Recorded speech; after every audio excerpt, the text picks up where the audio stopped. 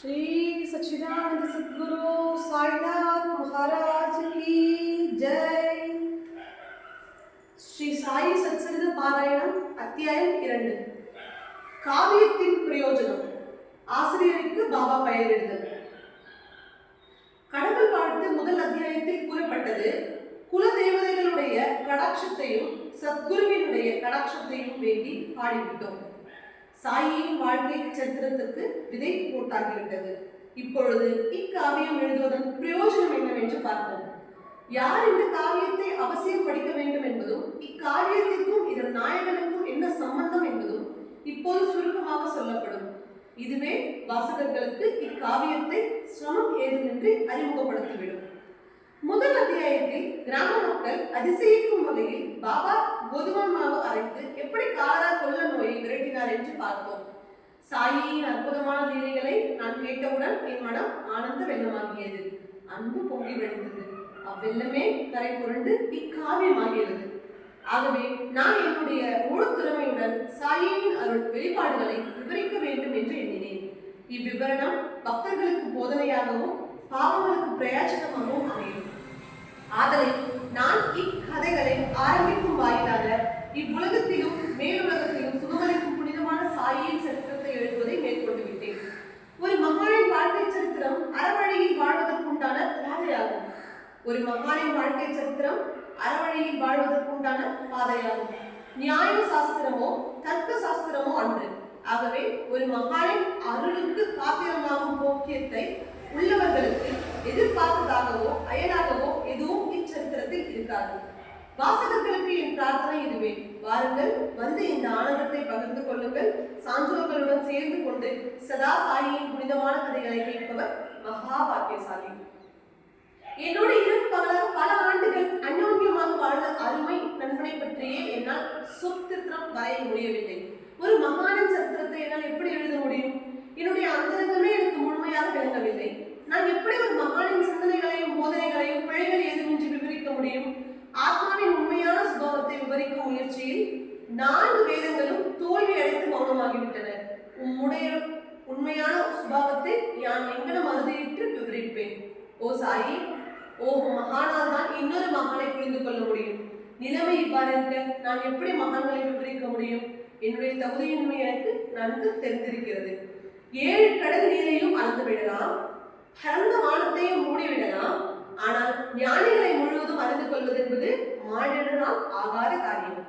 நான் ஒரு பாமணர் என்பதை நன்கறிவேன். ஆயினும் பாபாவின் எல்லையற்ற சக்தியையும் பிரபாவத்தையும் வர்ணித்து பாட வேண்டும் என்ற அடக்க முடியாத ஆசை உள்ளேயே எழுப்புகிறது. இதை கட்டுப்படுத்த இயலவில்லை.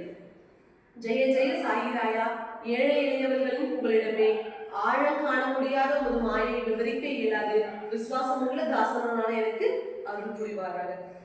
உம்முடைய இதிகாசத்தை எழுத வேண்டும் என்று நான் மனப்பூர்வமாக விரும்புகிறேன்.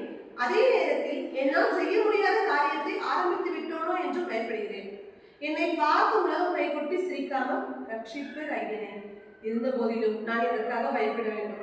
ஞானிகளின் சரித்திரத்தை எழுதுபவர்கள் கடவுளால் நேசிக்கப்படுகிறார்கள் என்று ஞானேஸ்வர் மகாராஜ் அவர்களே எடுத்து எம்பிக்கிறார். அந்த கடவுளே தான் என் இதயத்துள் புகுந்து எழுது என்று உணர்வுறுத்தி இருக்கிறார். ஆகவே நான் மூடமதி படைத்தவாயினும் அவருடைய வேலையை எப்படி சிறப்பாக நடத்திக் கொள்ள வேண்டும் என்று அவருக்கு நன்றாகவே தெரியும். பக்தர்கள் எவ்விதமாக சேவை செய்ய வேண்டும் என்று தீர்மானம் செய்தாலும் வாஸ்தவத்தில் ஞானிகள் தான் பக்தர்கள் மூலமாக சேவையை செய்து கொள்கிறார்கள். இது விஷயத்தில் உணர்வூட்டுதலை ஞானிகளை செய்கின்றனர். பக்தர்கள் வெறும் கருவி மாத்திரமே. சுருங்க சொன்னால், என்னை போன்ற ஒரு ஞானமில்லாத மடையனின் மூலமாக சாயி தம்முடைய சரித்திரத்தை எடுத்து எம்புகிறார். நாம் பயபக்தியுடன் படிக்க வேண்டிய இக்கதையின் பெருமை இதுவே. ரிஷிகளும் ஞானிகளும் ஏன் ஸ்ரீஹரியும் கூட அவர்கள் கருவியாக தேர்ந்தெடுத்த மாணவனின் சிரசின் மேல் கையை வைத்து தங்களுடைய புராணங்களை தாங்களே எடுத்து எம்பியவர். உதாரணமாக சக வருஷம் 1700 மகிபதி என்பவருக்கு உணர்வும் எழுச்சியும் ஊட்டி சாதுக்களும் ஞானிகளும் அவரை தங்களுடைய சரித்திரங்களை எழுத வைத்தவர். அவருடைய சேவையும் ஏற்றுக்கொள்ளப்பட்டது. அதுபோலவே சக வருஷம் 1800 கவிதாசகனுவை எழுத வைத்து பிற்கால ஞானியர்களின் சரித்திரங்கள் எழுதப்பட்டு அவருடைய சேவையும் ஏற்றுக்கொள்ளப்பட்டது. இதன் விளைவாக மக்கள் பரிசுத்தையும் உயர்வையும் அடைந்தனர். பக்த விஜயம், பக்த லீலாமிருதம், சந்த விஜயம், சந்த லீலாமிருதம் எனும் மகிழ்பதி இயற்றிய 4 காப்பியங்களைப் போலவே கவிதாசகமும் இருவேறு காப்பியங்கள் இயற்றியிருக்கிறார். பிற்காலத்தைச் சேர்ந்த இவை இரண்டில் ஒன்று பக்த லீலாமிருதமும் மற்ற சந்த லீலாமிருதமும் இரண்டுமே சமீப காலத்தில் வாழ்ந்து கொண்டிருக்கும் ஞானியர்களையும் பக்தர்களையும் பற்றியவைதான். பக்த லீலாமிருதத்தின் 3 அத்தியாயங்களில் மனதை சுண்டி இழுக்கும் ஸ்ரீ சாயி வாழ்க்கை விவரிக்கப்பட்டிருக்கிறது. பக்தர்கள் தாங்களே இதை படித்துக் கொள்ளலாம். அதுபோலவே சந்த கதாமிருதத்திலும் 57வது அத்தியாயத்தில் சாயி பக்தர் ஒருவருக்கு சொன்ன ஞான அமுதமும் சுவாரஸ்யமான கதை ஒன்று விவரிக்கப்பட்டிருக்கிறது. மேலும் ரகுநாத் டெண்டுல்கரும் தங்களுடைய சொந்த அனுபவத்திலிருந்து சாயின் அற்புதமான லீலைகளை பதங்களாகவும் அவங்களாகவும் படித்து ரகுநாத் சாவித்ரி பஜன்மாலா என்னும் காமாலையை கொடுத்திருக்கின்றனர். இது ஜனங்களுக்கு மங்களம் அளிக்கக்கூடிய ஊற்றாக அமைந்திருக்கிறது. பாபாவின் அருட்செல்வர் ஒருவர் பாபாவின் மீதான அபரிதமான அன்பினால் இதே பஜன்மாலாவுக்கு முன்னுரை எழுதியிருக்கிறார். இம்முன்னுரை தாகம் மிகுந்த சகோதர பட்சிகளுக்கு பக்தர்களுக்கு அமுதமழையாகும். வாசகர்கள் இதை பயபக்தியுடன் பருக வேண்டும் என்று கேட்டுக்கொள்கிறேன். கவிதாசகனுடைய பல்சுவை கவிதைகள் உணர்ச்சிமயமானவை. பாபாவின் லீலைகளை இக்காவியத்தில் படிக்கும் போது வாசகர்கள் ஆனந்தம் அடைவர். அமிதாஸ், பவனிதாஸ், மேத்தா என்னும் பக்தரும் பாபாவின் அற்புதங்கள் நிறைந்த கதைகளை மிகுந்த பிரேமையுடன் குஜராத்தி மக்களுக்காக பிரத்யேகமாக குஜராத்தி மொழியில் எழுதியிருக்கிறார்கள். இவை மட்டுமல்லாமல் புனேவில் இருந்து சில பக்தர்கள் பாபாவை பற்றிய கதை தொகுப்பு ஒன்றை சாயி பிரபா என்ற பெயரில் வெளியிட்டிருக்கிறார்கள். இவ்வகையில் இத்தனை இலக்கியங்கள் ஏற்கனவே இருக்கும்போது இன்னும் ஒரு புத்தகம் எதற்காக? வாசகர்கள் மனதில் இந்த சந்தேகம் எல்லாம் நிராகரித்து விடாமல் என்னுடைய பதிலை கேளுங்கள். சாயியினுடைய சரித்திரம் ஒரு மகா சமுத்திரம். சாயியினுடைய சரித்திரம் ஒரு மகா சமுத்திரம். முடிவில்லாததும் அபாரமானதும் ரத்னங்கள் நிறைந்ததுமான சுரங்கம். சிட்டுக்குருவியான நான் இந்த சமுத்திரத்தை காலி செய்ய முயற்சி செய்கிறேன். இது எவ்வாறு நடக்கும்? சாயினுடைய சரித்திரம் ஆழக்காண முடியாதது, பூர்ணமாகவும் திருப்தியளிக்கும் வகையில் எடுத்துரைக்க முடியாதது. முழு திறமையுடனும் முடிந்தவரை சொல்லிவிட்டு மனதை சமாதானம் செய்து கொள்ள வேண்டியதுதான். துன்பத்தில் உள்ள மக்களுக்கு சாந்தி அளிக்கக்கூடிய பாபாவின் அபூர்வமான கதைகள் எண்ணற்றவை. உண்மையான பக்தர்களுக்கு மேலும் மேலும் கேட்க வேண்டும் என்ற ஆர்வத்தை ஊட்டி திடமான சித்தத்தை நல்குகின்றன.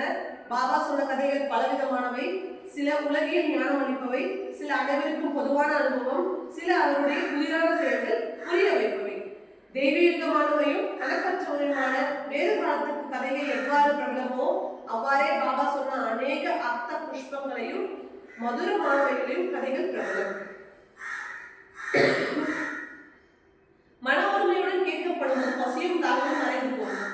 மற்ற இன்பங்களை துரும்பாக்கிவிட்டு ஆழமான அமைதி செல்வது. சிலர் பிரம்மத்தோடு ஐக்கியமாவதை நாடுவர், சிலர் அஷ்ட யோகத்தில் பேச்சையை அடைவர், மேலும் சிலர் சமாதி நிலையின் முழுமையான சுகத்தை நாடுவர். இந்த கதைகளை கேட்டால் அவர்கள் அனைவருக்கும் நாடியதும் தேடியதும் கிட்டும். இக்கதைகளை கேட்பவர்கள் கர்ம பந்தத்திலிருந்து விடுவிக்கப்படுவார்கள். புத்தியும் பிரகாசமும் அடைகிறது. ஏற்றத்தாழ்வு எதுவுமின்றி அனைவரும் சுகம் பெறுகிறார்கள். இக்காரணம் பற்றி ஒன்று சேர்ப்பதற்குரிய இவ்வண்ணம் கதைகளை தொகுத்து மாலை ஒன்று கட்ட வேண்டும் என்றும் அவா என் மனதெழுந்து இதுவே சிறந்த வழிபாட்டு முறை என்று நான் கருதினேன்.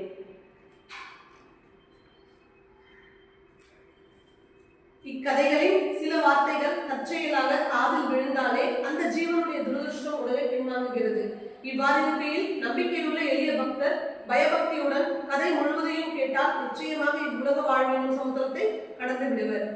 என்னை எழுத்தாணியாக்கி என் கையை பிடித்துக் கொண்டு அக்ஷரங்களை பாபா உருவாக்குவார். பாபா வழிகாட்ட இயந்திர கதியில் இயங்கும் கருவி மாத்திரமே நான். ஆண்டாண்டாக பாபாவின் நிலைகளை நேரில் கண்டதால் அன்புள்ள எளிய பக்தர்கள் நம்மை கருதி பாபாவின் கதைகள் அனைத்தும் ஒன்று சேர்க்க வேண்டும் என்னும் அவா என் மனதில் உருண்டு விளையாடியது. கண்களுக்கு விருந்தாகும் வகையில் பாபாவை பிரதட்சியமாக தரிசனம் செய்து வாய்ப்பின்றி போனவர்கள் அவருடைய மகாத்மிய காதால் கேட்டாவது புண்ணியம் சேர்க்கலாம்.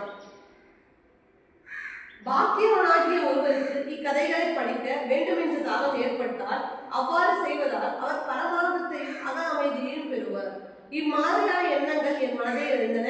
இதை நான் மாதவராவுக்கு தெரிவித்தேன். ஆயினும் இக்காவியத்தை என்னால் எழுத முடியுமோ என்ற சந்தேகம் என்னை உறுத்தி கொண்டிருந்தது. ஏனெனில் எனக்கு அப்பொழுது 60 வயது மேலாகிவிட்டது. 60 வயதில் இந்த பாழா போன புத்தி பிரச்சனைகளையும் முட்டுக்கட்டைகளையுமே உற்பத்தி செய்ய முயல்கிறது. மேலும் தளர்ந்து போன உடல் பிரம்மாண்டமான இம்முயற்சியை தடுக்கலாம். கடைசியில் பார்த்தால் எழுதியதெல்லாம் ஒரே பிதற்றாக முடியலாம். ஆயினும் பயனற்றதும் அர்த்தமில்லாததுமான செயல்களை செய்து கொண்டு வாழ்வதை விட சாயியின் சேவையில் ஈடுபடுவதே சிறப்பு. ஆன்மீக வளர்ச்சியை பெறலாம். ஆகவே அதுவே எத்தனம். இரவு பகலாக நான் கண்ட அனுபவத்த நிகழ்ச்சிகளை விவரமாக எழுதி வைத்துவிட்டு வேண்டும் என்று எண்ணம் என்று தோன்றியது. எழுதி வைத்ததை அசை போடாமல் சாந்தியும் விச்ராந்தியும் லாபமாகும். ஆத்மானுபவத்தின் அஸ்திவாரமும் ஆத்ம திருப்தியை அளித்தும் பாபா அடிக்கடி சரளமாக விடுவித்ததுமான அமுத மொழிகளை நான் மற்றவர்களுக்கும் கிடைக்க வைக்க விரும்பினேன். பாபா சொன்ன ஞானத்தை அருளும் கதை எத்தனையோ, பக்தி மார்க்கத்தை வழியாக காட்டப்பட்ட பக்தர்கள் எத்தனையோ, இவை அனைத்தையும் நான் தொகுத்து விட்டேயானால் அது சாயி பாபாவின் பூரணமாக அமைந்துவிடும்.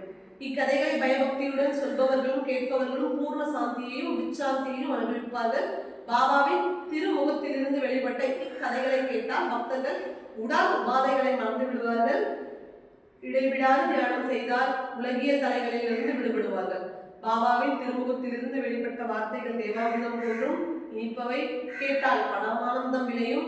நான் எவ்விதமே வார்த்தைகளின் மதுரத்தை இனிமையை விவரிப்பேன். வித்துவான் போலவும் பேரொழுக்கமுடையவர் போன்றும் நடிக்காமல் இக்கதைகளை யாராவது ஒருவர் பிரசனம் செய்தால் அவருடைய பாத துளிகளில் விழுந்து புரண்டாலே எனக்கு மோட்சம் நெருங்கும் என்பதை உணர்கிறேன். இக்கதைகள் சொல்லப்படும் அசாதாரணமான வாணியும் கற்பனை வளத்துடன் பிரயோகிக்கப்பட்ட வார்த்தைகளும் சொற்றொடர்களும் கேட்பவர்களை மெய்மறக்க வைத்து எல்லோருக்கும் மிகுந்த ஆனந்தத்தை அளிக்கும். காதுகள் இக்கதைகளை கேட்கவும் கண்கள் அவரை தரிசனம் செய்யவும் ஏங்குவது போல மனம் தெய்வீகமாக தியானத்தில் மூழ்கி பிரக்ஞையை இழந்துவிடும். அன்பான குருவே என் அன்னை, அவருடைய கதைகள் ஒருவரிடமிருந்து இன்னொருவருக்கு வாய்மொழி செய்தியாக பரவும் போது நாம் பயபக்தியுடன் அவற்றை காதுகளால் கேட்டு சேமித்து வைத்துக் கொள்வோம். இக்கதைகளை நாம் திரும்ப திரும்ப மனதில் ஓடச் செய்வோம். அன்பெனும் கயிற்றால் கட்டி எத்தனை முடியுமோ அத்தனை சேமிப்போம். பிறகு இப்புதையலை பரஸ்பரம் சமிருத்தியாக பகிர்ந்து கொள்வோம். இவை அனைத்திலும் என்னுடையது ஒன்றுமே இல்லை. இயக்கம் முழுக்க முழுக்க சாய்நாதனை சேர்ந்ததை கவனியுங்கள். அவர் எதை சொல்லி சொல்லி என்னை உந்துகிறாரோ அதையே நான் சொல்கிறேன். அடடா, நான் சொல்கிறேன் என்று சொல்வது அகங்காரம். சூத்திரதாரி சாயியே. என்னுடைய நாவை அசைப்பதே அவர்தான். நான் பேசுகிறேன் என்று சொல்லிக் கொள்வதற்கு எனக்கு என்ன தகுதி இருக்கிறது? அகங்காரத்தை பாபாவின் பாத கமங்களில் சமர்ப்பித்து விட்டால் அபாரமான சுகம் விளையும். அகங்காரம் நாசமாகிவிட்டால் வாழ்க்கை சந்தோஷமயமாகிவிடும். இந்த திட்டம் எனக்கு தோன்றிய போது பாபாவிடம் இதை தெரிவிக்கும் நல்ல வாய்ப்பு எனக்கு கிடைத்த போதிலும் தைரியம் வரவில்லை. தற்செயலாக மசூதியில் மாதவராவை பார்த்தேன். உடனே அவரிடம் என்னுடைய எண்ணங்களை தெரிவித்தேன். வேறு எவரும் அந்த நேரத்தில் அங்கு இல்லை. மாதவராவ் கிடைத்த வாய்ப்பை பற்றி கொண்டு பாபாவை கேட்டார். பாபா, இந்த அண்ணா சாஹேப் தாகோல்கர் நீங்கள் அனுமதி கொடுப்பதாக இருந்தால் உங்களுடைய வாழ்க்கை சரித்திரத்தை தம்முடைய முழு திறமையையும் காட்டி எழுந்து விரும்புவதாக சொன்னார். நான் ஒரு பிச்சைக்காரன். வீடு வீடாக இருந்து சேர்த்து போன காய்கறி பதார்த்தங்களை கிடைத்தாலும் கிடைக்காவிட்டாலும் சோள ரொட்டியை தின்று ஏதோ காலம் தள்ளுகிறேன். என்னை போன்ற பிச்சைக்காரன் ஒருவனுடைய சரித்திரத்தை ஏன் எழுத விரும்புகிறாய்? பரிகாசத்திற்கு காரணமாகிவிடுமே என்று சொல்லிவிடாதீர்கள். ரத்தினத்தை பதத்தில் பொருத்துவதே சிறப்பு. அனுமதியை ஈந்து உதவியும் செய்தீரானால் காவியம் தன்னைத்தானே எழுதி கொண்டும். இல்லை இல்லை, பாதையில் நீரும் தடைகளையும் நீக்கி நீர் என்னை எழுத வைப்பீர். ஞானிகளின் ஆசிகளே ஒரு புத்தகத்தின் மங்களகரமான ஆரம்பம். உன்னுடைய கணக்கன் பார்வையின்றி என்னுடைய எழுதுகோள் ஓடாது.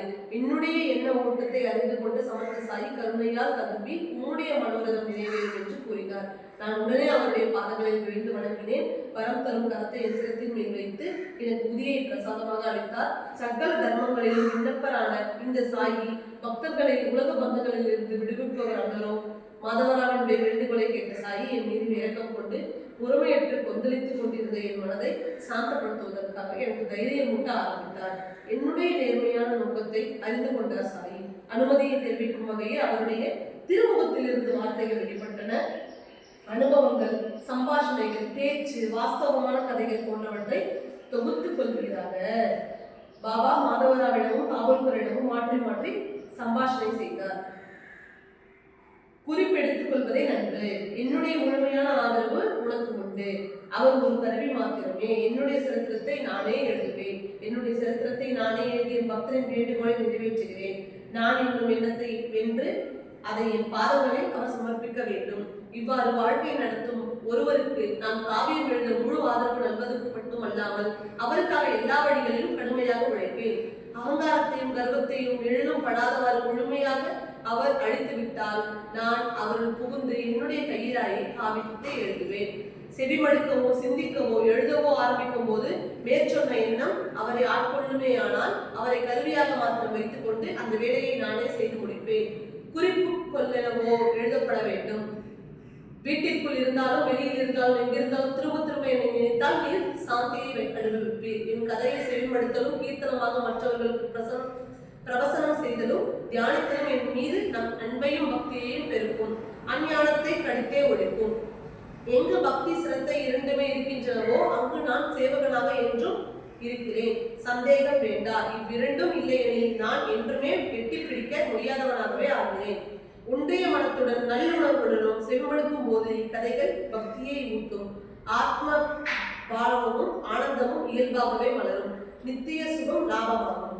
ஜீவனும் சிவனும் ஸ்ருதி சேர்ந்து பக்தன் தன்னை அறிந்து கொள்வான். குணாதிசயங்கள் ஏதுமற்ற புரிந்து கொள்ள முடியாத வஸ்துவை புரிந்து கொள்வான். இதை அவனுக்கு தன்னைத்தானே வெளிப்படுத்தி காட்டும். என்னுடைய கதைகளின் பலனும் பரிசும் இவையே. வேறென்ன வேண்டும்? வேதங்களின் இறுதி இலக்கும் இதுவே. இதை அடைந்தவன் எல்லாம் அடைந்தவன் ஆனான். எதற்கெடுத்தாலும் வாதம் செய்பவன் அஞ்ஞானத்தையும் மாயையும் அபரிதமாக வளர்ப்பான். தனக்கு இதத்தையும் நன்மையையும் பரிசுத்தையும் நல்கும் எண்ணமே தோன்றாமல் சதா துர்புத்தியிலும் புதர்க்கவாதங்களிலுமே உழன்று கொண்டிருப்பான். இம்மனிதன் ஆத்ம ஞானத்திற்கு பாத்திரம் அல்லன். இவன் மாயிலேயே மூழ்கி போகிறான்.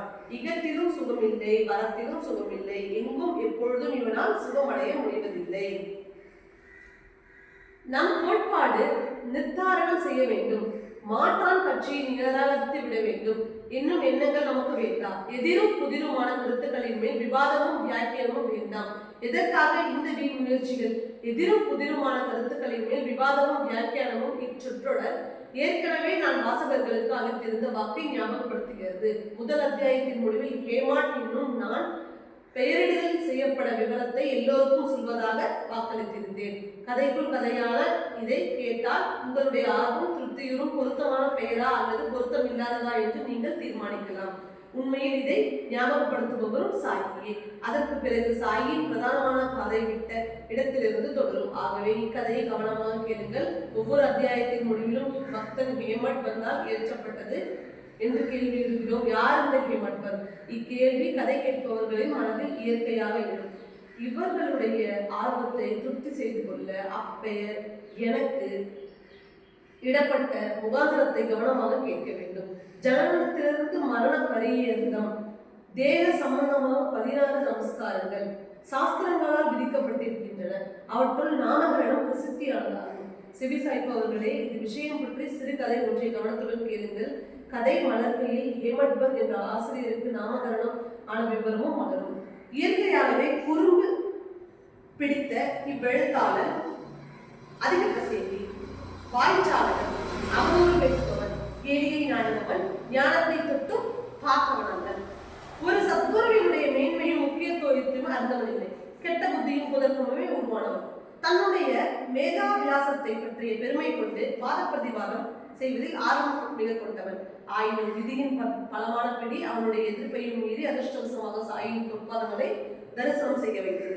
காக்கா சாஹிப் தீட்சிதர், ஞானா சாஹிப் சாந்தோர்கள் போன்ற சிறந்த பக்தர்களின் ருணானுபந்தம் பூர்வ ஜென்ம சம்பந்தமும் கடனும் இல்லாது போயிருந்தால் அவனால் ஷிரடிக்கு எப்போதாவது போயிருக்க முடியுமா? காக்கா சாஹிப் என்னை திரும்ப திரும்ப வற்புறுத்தியதால் ஷிரடிக்கு போவது என்பது நிச்சயிக்கப்பட்டது. ஆனால் கிளம்ப வேண்டிய நாளன்று இத்தீர்மானம் நிராகரிக்கப்பட்டது. என்னுடைய நெருங்கிய நண்பர் ஒரு குருவின் அனுகிரகம் பெற்ற குருபுத்திரன் என்னும் பெயர் பெற்றவர் லோனாவாலாவில் குடும்பத்துடன் வசித்து வந்த ஒரு விசித்திரமான இடரில் மாட்டிக்கொண்டான். ஆரோக்கியமான சீதோஷ் நிலை கொண்ட மலைவாசத்தால் அவருடைய திடகாத்திரமானவனும் குணமானவனும் ஒரே மகன் ஜுரத்தால் பீடிக்கப்பட்டு தீவிர நோய்வாளி அளிக்கப்பட்டான். மனிதர்களுக்கு தெரிந்த சகல நிவாரணங்களும் கையாளப்பட்டன. தெய்வ பிரீதியான சாந்திகளும் செய்யப்பட்டன. குருவும் அழைக்கப்பட்டு அவனுடைய படுக்கை கருவில் அமர வைக்கப்பட்டார். கடைசியில் அவன் எல்லோரையும் ஏமாற்றிவிட்டான். அபாயமான கட்டத்தில் துக்க சம்பவத்தை தடுப்பதற்காக குரு அவனுடைய அருகில் உட்கார வைக்கப்பட்டார். ஆனால் அனைத்தும் பயனின்றி போய்விட்டன. மனித வாழ்க்கை மகா விசித்திரமானது. மனைவி யார், மகன் யார், யாருக்கு யார் சொந்தம், அத்தனை நிகழ்ச்சிகளும் நமது கர்மாவின் நேரையே நிர்ணயிக்கப்படுகின்றன. விதி எளிது. இந்த துச்செய்தியை கேட்டவுடன் என் மனம் அலைமோதி சோர்வுற்றது. சிஷ்யரின் ஒரே மகனாக காப்பாற்ற முடியாத குருவால் என்ன பிரயோஜனம்? கர்மாவினுடைய பலத்தை, விதியினுடைய வலிமையை பற்றியும் என்னுடைய சிந்தனை சாயி தரிசனம் செய்ய வேண்டும் என்ற தீர்மானத்தை வலுவிழக்க செய்தது. ஷிரடி யாத்திரைக்கு தலையாகவும் ஆகிவிட்டது. ஷிரடிக்கு போவதால் என்ன லாபம்? என்னுடைய சிநேகிதர்களுடைய நிலைமையை பாருங்கள். குருவின் பிணைப்பால் அடையும் லாபம் இதுதானோ? கர்ம வினையை குருவால் என்ன செய்துவிட முடியும்? தலையெழுத்துப்படி நடப்பது நடந்தே தீரும் என்றால் குரு என்ற ஒருவரை எதற்காக வைத்துக் கொள்ள வேண்டும்? விதமான எண்ணங்களாலும் ஷிரடி விஜயம் ரத்து செய்யப்பட்டது. நம்மிடத்தை விட்டுவிட்டு ஏன் போக வேண்டும்? குருவின் பின்னால் எதற்காக ஓட வேண்டும்? சுகமாக வாழ்ந்து கொண்டிருக்கும் போது உண்மை விலைக்கு வாங்குவதில் என்ன ஆசை? சுகமோ துக்கமோ எது விதிக்கப்பட்டிருக்கிறதோ அதை அனுபவிப்போம். நடக்கப் போவதை தடுக்க முடியாது என்றால் குருவிடம் போவதை என்ன பிரயோஜனம்? வேண்டும் என்று விரும்பினாலும் வேண்டாம் என்று வெறுத்தாலும் ஒருவர் சேர்த்த புண்ணிய பாவங்களுக்கு ஏற்றவாறே நிகழ்ச்சிகள் நடக்கின்றன. விதிவசமான நடப்புகளை யாராலும் தடுக்க முடியாது. விதியே என்னை கடைசியில் ஷிரடிக்கு இழுத்தது. சப் கலெக்டராக இருந்த நானா சாஹிப் சாந்தோர்கர் வேலை நிமித்தம் சுற்றுப்பயணமாக தானேவில் இருந்து கிளம்பினார். போகும் வழியில் ரயிலுக்காக தாதர் புகைவண்டி நிலையத்தில் காத்துக் கொண்டிருந்தார். வசையி ரயில் வருவதற்கு 1 மணி நேரம் அவகாசம் இருந்ததால் அந்த நேரத்தை பயனுள்ள வகையில் கழிக்கலாம் என எண்ணினார். இவ்வெண்ணம் தோன்றியவுடனே பாந்திரா வரை செல்லும் ரயில் ஒன்று வந்தது. அதில் ஏறிக்கொண்டார். பாந்திரா வந்தார் அடைந்தவுடன் அவரிடமிருந்து எனக்கு செய்தி வந்தது. நான் போய் அவரை சந்தித்தேன். என்னை பார்த்த மாத்திரத்தில் ஷிரடி விவகாரத்தை பற்றி பேசினார். எப்போதுதான் சாய் தரிசனத்திற்கு கிளம்ப போகிறீர்? ஷிரடிக்கு போகும் விஷயத்தில் ஏன் இந்த அசந்தை? கிளம்புவதில் ஏன் இந்த இழுப்பறி? எடுத்த காரியத்தை செய்து முடிக்கும் மனோதிடம் ஏன் இல்லை என்று கேட்டார்.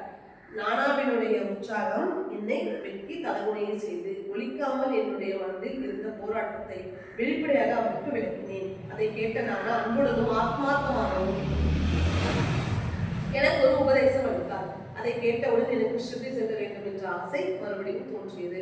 இப்பொழுதே கிளம்புகிறேன் என்று என்னிடம் வாங்கிக் கொண்டு பிறகுதான் நானா கிளம்பினார். நானும் அந்த முகூர்த்தத்திலேயே கிளம்பிவிட்டேன். பிறகு நான் மூட்டை கட்டி கொண்டு தேவையான ஏற்பாடுகளை செய்துவிட்டு அன்று சாயங்காலமே ஷிரடி செல்ல கிளம்பினேன். சாயங்கால மெயில் வண்டி தாதர் ரயில் வண்டி நிலையத்தில் நிற்கும் என்று நினைத்து தாதர் வரை உண்டான கட்டணம் செலுத்தி பயணச்சீட்டு வாங்கிக் கொண்டேன். பாந்திராவில் நின்று கொண்டிருந்த ரயிலில் ஏறி உட்கார்ந்தேன். வண்டி கிளம்பி நிலையத்தை விட்டு மெதுவாக நடந்து கொண்டிருக்கிறது. ஒரு முஸ்லிம் சட்டென்று என்னுடைய பெட்டியில் ஏறி கொண்டார். முதல் கவலச்சோற்றிலேயே அகற்றப்பட்டது போல் நான் தாதருக்கு பயணச்சீட்டு வாங்கியது பிரயாணத்தை பொறுத்தவரை ஆரம்பத்திலேயே ஏற்பட்ட அவசகுணம் போகும். என்னுடைய மூட்டை முடிச்சுகளை பார்த்துவிட்டு எங்கே பிரயாணம் என்று அந்த முஸ்லிம் கேட்டார். தாதருக்கு போய் அங்கு மண்மாற்றையில் பிடிக்கப் போகிறேன் என்று பதிலளித்தேன். உடனே அவர் என்னை உஷார்படுத்தினார். தாதரில் இறங்காதீர், மெயில் அங்கு நிற்காது, நேராக போரிபந்தருக்கு போய்விடுங்கள். சரியான நேரத்தில் இவ்வெச்சரிக்கை எனக்கு கிடைத்திராவிட்டால் என்னால் தாதர் மெயில் வண்டியில் பிடித்திருக்க முடியாது. ஏற்கனவே சுந்தரம் அடைந்திருந்த என் மனதை எத்தனை முட்டாள்தனமான கற்பனைகள் தாக்கியிருக்கும் என்று தெரியவில்லை. ஆனால் அன்று எனக்கு ஷிரடிக்கு போகும் பிரயாணம் யோகம் இருந்தது. ஆகவே நடுவில் ஏற்பட்ட சம்பவம் நான் எதிர்பாராமலேயே எனக்கு சாதாரணமான திருப்பத்தை அளித்தது. அடுத்த நாள் காலை 9-10 மணி அளவில் நான் ஷிரடி சென்றடைந்தேன். பாபு சாஹிப் தீக்ஷிதர் எனக்காக ஷிரடிக்கு வந்து அங்கு காத்து கொண்டிருந்தார். இந்த சம்பவம் 1910ஆம் ஆண்டாகும். வருபவர்கள் தங்குவதற்கு சாடை சத்திரம் மட்டுமே அக்காலத்தில் ஷிரடியில் இருந்தது. அது சத்திரத்தின் பெயர் சாதேவின் பாதா. குதிரை வண்டியில் இருந்து இறங்கியவுடன் பாபாவை தரிசனம் செய்ய வேண்டும் என்ற ஆர்வம் பொங்கியது. உடனே அவருடைய பொற்பாதங்களில் விழுந்து வணங்க வேண்டும் என்ற அவளை அடக்க முடியவில்லை. என் மனதே ஆழ்ந்த அலைகள் ஆரவாடித்தது. இந்நேரத்தில் சாயியின் பரம பக்தரும் பிரபலமானவருமான தாத்தா சாஹிப் நூல்கர் என்பவர் மசூதியில் இருந்து அப்போதுதான் திரும்பி வந்து கொண்டிருந்தார். என்னிடம் அவர் சொன்னார், சீக்கிரம் தரிசனம் செய்தீர்கள், பாபா பக்தர்களுடன் வாடாவின் மூளைக்கு வந்துவிட்டார். முதலில் தூள்பேட் தரிசனத்திற்கு போ. நடந்து வந்தால் தூசி படிந்த பாதங்களை கூட கழுவாமல் தரிசனம். தாமதித்தால் பாபா லெண்டிக்கு கிளம்பி விடுவார். பிறகு ஸ்நானம் செய்து கொள்ளலாம். பாபா திரும்பி வந்த பிறகு மசூதிக்கு சென்று ஆசுவாசமாக இன்னும் ஒரு தரிசனம் செய். இதை கேட்ட நான் பாபா இருந்த இடத்திற்கு ஓடினேன். அவரது பாதத்துளிகளில் விழுந்து நமஸ்காரம் செய்தேன். என் ஆனந்தத்திற்கு அளவே இல்லை. நானா சாஹிப் ஏற்கனவே எனக்கு பாபாவை பற்றி சொல்லியிருந்தார். ஆயினும் பிரதட்சியமாக அதற்கு வெளியாகவே கண்டேன். இந்த தரிசனத்தால் நான் தன்யனானேன், கண் பெற்ற பயனற்றேன். நான் பாபாவின் சுந்தரமான ரூபத்தை கண்டவுடன் இல்லை, கேட்டவனும் இல்லை. இப்போது பார்க்கும்போது கண்கள் அமைதியுற்றன. பசி தாகம் அனைத்தும் மறந்து போயின. இந்திரியங்கள் அசையாது நின்றன. சாயின் பாதங்களை தொட்ட உணர்வும் அவருடைய அன்பான விசாரிப்புகளும் என்னுடைய வாழ்நாளில் நான் அனுபவித்தறியாத குறிப்பை என் ஜீவனுக்கு அளித்தன. இம்முனிவரின் தொடர்பை எனக்கு ஏற்படுத்தியவர்களுக்கு நான் என்னென்று தவிர்க்க முடியாதபடி கடமைப்பட்டுள்ளேன். இந்த சத்சங்கம் என்னுடைய உடலின் ஒவ்வொரு அங்கத்தையும் மகிழ்ச்சியுடன் செய்துவிட்டது. ஆன்மீக வளர்ச்சிக்கு உதவுபவர்களை உற்சாகம் உறவினரும் வேறு எந்த சொந்தமும் அவர்களைப் போல் ஆகாது. இதையே நான் இதயபூர்வமாக நம்புகிறேன். இப்பெரும் நன்றி கடனை நான் எப்படி திருப்பி தரப்போகிறேன் என்று அறியேன். ஆகவே நான் அவர்களுடைய பாதங்களில் சிரம் தாழ்த்தி கை கூப்பி மரியாதையுடன் வணங்குகிறேன். எனக்கு சாய் தரிசன பாக்கியம் கிடைத்துவிட்டது. என்னுடைய சந்தேகங்கள் நிவர்த்தியாயின. சாயின் புனிதமான சங்கம் கிடைத்தது. நான் பரமானந்தம் அடைந்தேன். சாய் தரிசனத்தின் அற்புதம் இதுவே. அவருடைய தரிசனமே ஒழுக்கத்திலும் நடத்தையிலும் முழுமையான மாற்றத்தை கொண்டு வர வல்லது. மிச்சம் மீதி இருக்கும் பூர்வ ஜென்ம வினை துடைக்கப்பட்டு இந்திரிய சூழ்நிலையின் மீது விருப்பமின்மை படிப்படியாக படரும். சாயினுடைய கிருபை மிகுந்த பார்வை பல ஜென்மங்களாக நான் சேமித்த பாவங்களை அழித்து அவருடைய பாதங்கள் அழியாத ஆனந்தத்தை எனக்கு அளிக்கும் என்னும் நம்பிக்கையை வேர்விடச் செய்தது. சாயி ஒரு மகான், மகா யோகீஸ்வரர், பரமஹம்சர், ஞானிகளின் சிரேஷ்டமானவர், மானேஸ்வரர் போன்ற சாயியின் பொற்கமல பாதங்கள் காக்கையான என்னை அன்பை பட்சியாய் மாற்றும். மாபெரும் பாக்கியத்தால் அவர் பாதம் கண்டேன். பாவங்களையும் விடல்களையும் மின்னல்களையும் நாசம் செய்யும் சாயினுடைய தரிசனம் புனிதமான சங்கமமும் என்னை தூய்மைப்படுத்திவிட்டனர். சாயின் மகாராஜரை நான் சந்தித்தது பல ஜென்மங்களை சம்பாதித்த புண்ணியத்தின் பலனே.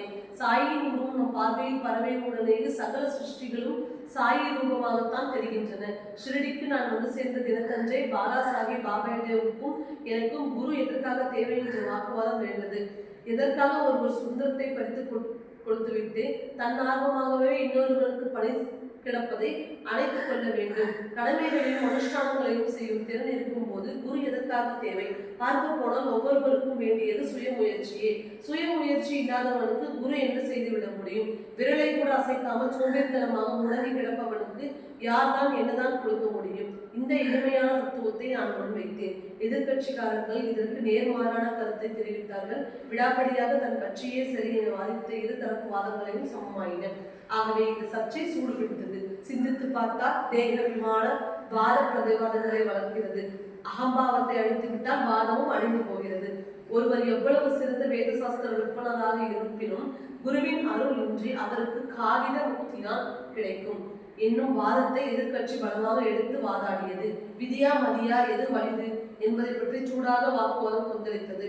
எல்லாம் விதிதான் என்று விதியின் மேல் வாரத்தை போட்டுவிட்டால் என்னதான் நடக்கும் என்று நான் கேட்டேன். என்னை எதிர்த்தவர்கள் நடப்பது நடந்தே தீரும் என்று விதிக்கப்பட்டதை விளக்கவே முடியாது என்றும் அகங்காரம் பிடித்தவர்களும் மகா கர்மிகளும் அடிபட்டு விட்டார்கள் என்றும் வாதித்தனர்.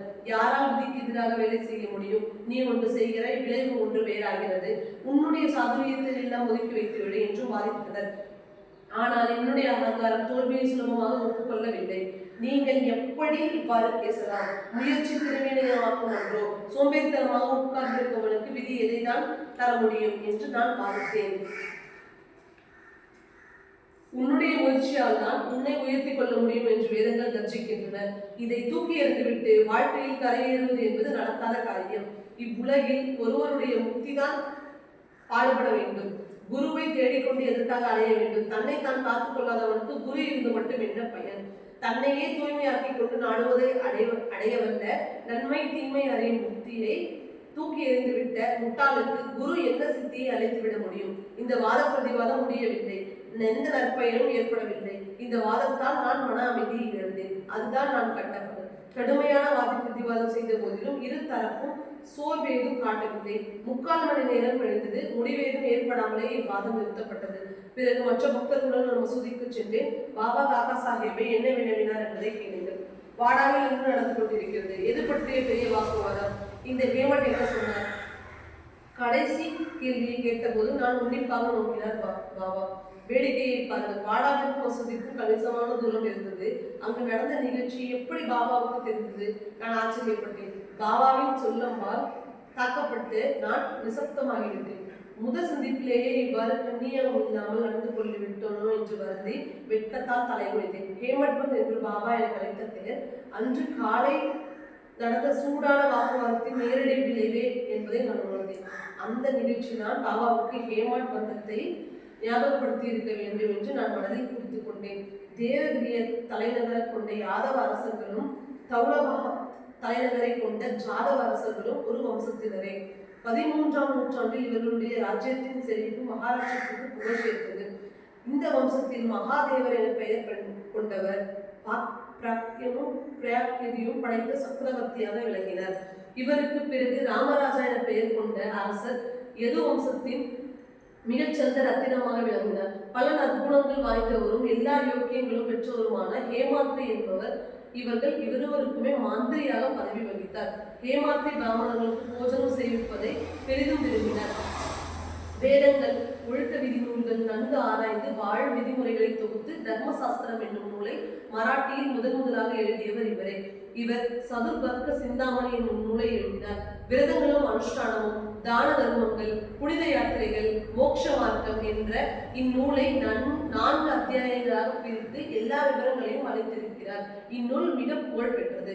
சமஸ்கிருத பாஷையின் ஹேமாத்ரி பந்த் என்னும் சொல் மராட்டியில் ஹேமட் பந்த் என்று தெரிந்தது. ஹேமாத்ரி அக்காலத்தின் தலைச்சிறந்த ராஜதந்திரியாகவும் சாணக்கியராகவும் திகழ்ந்தார். அவர் ஸ்ரீவத்ச கோத்திரத்தில் பிறந்தவர். நான் பரத்வாஜ கோத்திரத்தில் பிறந்தவன். அவருக்கு முன்னோர்களில் 5 மகரிஷிகள், எனக்கு முன்னோர்களில் 3 மகரிஷிகள். அவர் யஜுர்வேதம் ஓதியவர், நான் இருக்கு வேதி. அவர் சிறந்த அறிவாளி, நான் ஒரு மூடன். அவர் யஜுர்வேதத்தின் மாத்தியந்திய கிளையை சார்ந்தவர், நான் இருக்கு வேதத்தின் சாகர கிளையை சார்ந்தவர். அவர் தர்மசாஸ்திரத்தில் சிறந்த ஞானம் பெற்றிருந்தார், நானும் நாகரிகமற்ற அடங்காவிடாரி. அவர் கல்வி கேள்வி மிக்க ஞானி, நானோ ஒரு தகுதியுமற்ற அறிவிலி. இவ்வாறு இருக்க ஏன் எனக்கு இந்த தகுதியற்ற பட்டம்? அவர் ஒரு அனுபவமிக்க அரசியல்வாதியும் கூர்ந்த மதிமிகுந்த ராஜதந்திரியும் ஆவார். நானோ மத்த புத்தியும் சிறுமதியும் படைத்தவன். அவர் ராஜ்ய பிரசித் என்னும் சமஸ்கிருத காவியம் இயற்றி புகழ் பெற்றவர். நானோ சமஸ்கிருதத்தில் ஒரு செய்யுள் கூட எழுத இயலாதவன். அவர் ஒரு எழுத சித்தர், நானோ படிப்பறிவு இல்லாதவன். அவர் தர்மசாஸ்திரங்கள் நன்கு தெரிந்த அறிவாளி, என்னுடைய ஞானம் சொல்பமே. லேகன கல்பக தரு என்பது அவர் இயற்றிய பல்சுவை கவிதை கொத்து. நானோ ஓர் ஓவியம் எழுத இயலாத பாபாவின் மட்டி பிள்ளை. சுமார் 8 இருந்து 14ஆவது நூற்றாண்டு வரை மகாராஷ்டிர தேசத்தில் கோராகும்பர், சோகாமகர், சவராமாரி, நிவர்த்திநாதர், ஞானேஸ்வர் மகாராஜ், நாமதேவர் போன்ற ஞானிகள் தோன்றி பக்தி மார்க்கத்தை வளர்த்தனர். பண்டித சோபதேவ் போன்ற வித்தியாரங்கள் அலங்கரித்த ராஜசபையில் ஹேமட் பந்த் மந்திரியாக அமர்ந்து அறிவாளிகள் மற்றும் திறமைசாலிகள் நடுவே பெயரும் புகழும் பெற்றவர். இதன் பிறகு முகலாய படை தற்காலத்தை வடதிசையிலிருந்து தாக்கி எங்கும் பரவியது. அதுவே தற்கால அரசர்களின் முடிவாகியது. இந்த பட்ட பெயர் சந்தேகமில்லாமல் என்னுடைய சாமர்த்தியத்திற்காக சூட்டப்பட்ட புகழாரம் என்னும் நோக்கமேதின்றி வழங்கப்பட்டது. எதற்கெடுத்தாலும் வாதத்தில் இருந்தும் என்னுடைய இயல்பின் மேல் எய்யப்பட்ட என் அலங்காரத்தை அழிக்க தொடுக்கப்பட்ட சொல்பமாகும். அரைமுறை ஞானத்தை வைத்துக் கொண்டு நான் போட்ட ராஜநடை எல்லாம் வெறும் பிதற்றலே. என்னுடைய ஞான கீழ நிலையை அறிந்து கொள்ளும் வகையில் லேசான கண்டிப்பு என்னும் மையை தடவி என் கண்களை திறந்து விட்டார் பாபா. எது எப்படி இருப்பினும் மிக முக்கியமானதும் தக்க சமயத்தில் வெளிவந்ததும் சாயினுடைய திருவாயிலிருந்து வளர்ந்ததுமான இந்த பட்ட பெயரை நான் ஒரு அணிகலனாக எடுத்துக்கொண்டேன். இருப்பினும் எதற்கெடுத்தாலும் வாதம் செய்வது என்பது கட்டப்பழக்கம். ஒரு கணம் கூட என்னை தொடுவதை அனுமதிக்க கூடாது என்னும் என் பாடத்தை நான் கற்றுக்கொள்ள வேண்டும் என்பதை உணர்ந்தேன். ஏனெனில் இக்குணம் பல கெடுதல்களை விளைவிக்கக்கூடியது. என்னுடைய வாதத்திறமையை பற்றிய கர்வத்தை ஒழித்து விடுவதற்காகவும் பணிவுடன் வாழ வேண்டும் என்பதை இறுதி நாள் வரை மறந்துவிடக் கூடாது என்பதற்காகவுமே இப்பட்டம் எனக்கு அளிக்கப்பட்டிருக்க வேண்டும். தசரத புத்திரனும் மகாவிஷ்ணுவின் அவதாரமும் பூர்ண ஞானியின் பிரபலத்தை காப்பவரும் ரிஷிகளின் மனதில் நிலை பெற்றவருமான ஸ்ரீராமரே தம் குல குரு வசிஷ்டரின் பாதங்களை வழங்கினார். ஸ்ரீ கிருஷ்ணர் பரம பிரம்மத்தின் சுந்தரமான உருவமே ஆவார். அவரும் சாந்திபினி முனிவரை குருவாக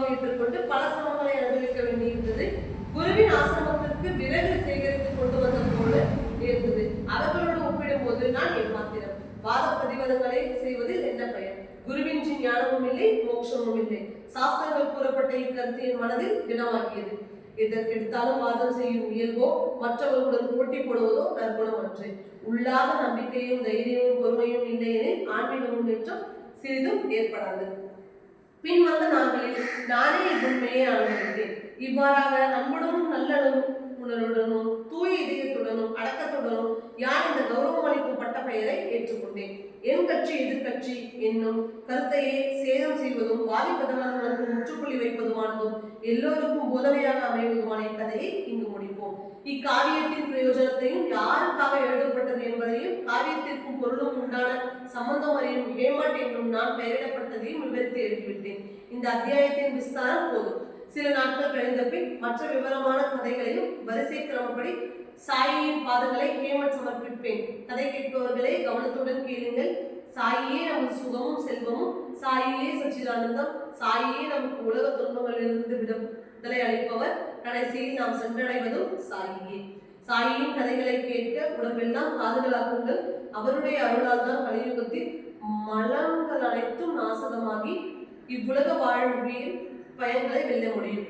எல்லோருக்கும் சேமம் உண்டாகட்டும். ஞானிகளாலும் சான்றோர்களாலும் உணர்வூட்டப்பட்டு சாய் பக்தன் ஹேமட் பந்தால் இயற்றப்பட்ட ஸ்ரீ சமர்த்த சாய் சச்சரிதம் என்னும் காவியத்தில் பிரயோஜனம் ஆசிரியருக்கு பெயரிடுதல் என்னும் 2வது அத்தியாயம் இங்கு முற்றும். ஸ்ரீ சத்குரு சாய்நாத் மகாராஜ் கி ஜெய்.